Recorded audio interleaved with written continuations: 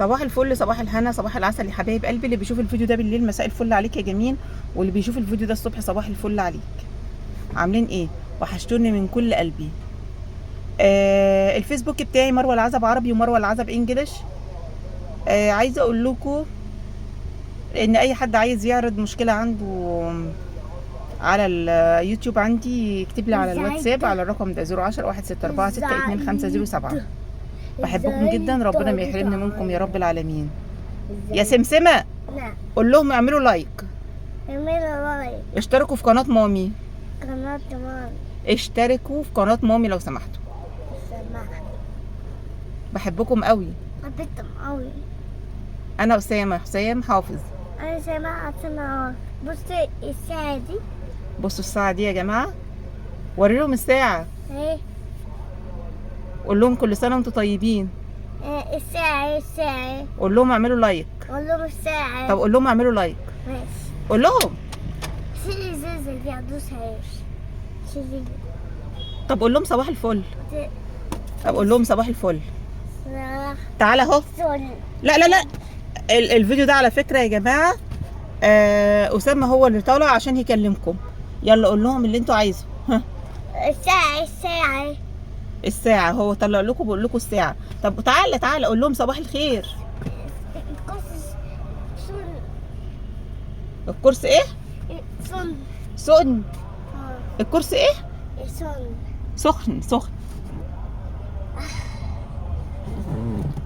احنا جايين معاكم النهارده يا جماعه نصبح عليكم والسمسمه تكلمكم. يلا يا سمسمه كلم الناس. ها الو يا سمسمه كلم الناس. نعم. قول لهم ازيكم عاملين ايه؟ عاملين ايه؟ وحشتوني. انا بحب امي كتير. عندي امي كتير. امي حبيبتي. امي حبيبتي. بس ما بسمعش كلامها بقى. وهي بتقول لي انا ما كنتش بحبك، صح؟ انت بنيس؟ بتقول ايه؟ انت بنيس؟ لا بصراحه يا اسامه انا مش بحبك. ليه؟ شوفوا رد فعل اسامه بقى لما اقول له انا مش بحبك يا اسامه. ماشي. بص للناس. نعم. بقول لك انا مش بحبك. انت بنيس؟ اه. ماشي ايه زعلان؟ زعلان ليه؟ قول لهم زعلان ليه؟ انا ناس ماما الزوجة بنيس. انا زعلان يا ناس، ماما مش راضيه تحبنيش. ازاي اللي انت بتقوله ده؟ قول لهم انا زعلان يا جماعه، امي بتقول لي مش بتحبني. بنيس ماما دي. تقول ايه؟ ماما بنيس. لا انا بحبك، ليه بتقول كده؟ بصراحه يا جماعه انا مش بحب ابني، بصراحه مش بحب ابني. انا خلفته ومش بحبه. بص كده انا مش بحبك. ليه؟ كده ليه؟ كده خلاص. عملت ايه؟ انا مش بحبك وخلاص. وعلى فكره انا هفضل كده ازعل منك واحب واحد تاني وهجيب عيل تاني واحبه تاني احسن منك. مني؟ بصي يا ماما، بص كده، بص. طب انا مش بحبك بقولك.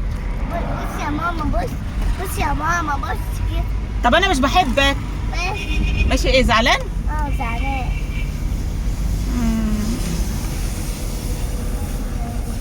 مش بحبك. بصي يا جماعه الولد دوت انا بعشقه وبحبه جدا. ها ايه رايك بقى؟ واقول لهم اهو حبيت اصبح عليكم واقول لكم فين تعليقاتكم الجميله على القناه عندي؟ فين يا جماعه الكلام الجميل اللي كنتوا بتكتبوه لي؟ والله اتنسيت يعني عشان بطلت انزل فيديوهات بقالي فتره. عايزه اقول لكم نصيحه لوجه الله على الصبح كده يا جماعه، بالله عليكم الراجل اللي بيفكر ان هو يطلق مراته ويجيب لاولاده مرات جزء مرات اب، انا اسفه. فالنهارده كنت سامعه موضوع غريب قوي في القاهره في المرج. زوجه خلصت على بنت جوزها، قطعتها حتت، وبعد ما راحت جابت لها العيش على السلمه على الدرجه اللي تحت مسكتها قطعت لها رقبتها وقطعت لها بطنها وطلعت مصارينها.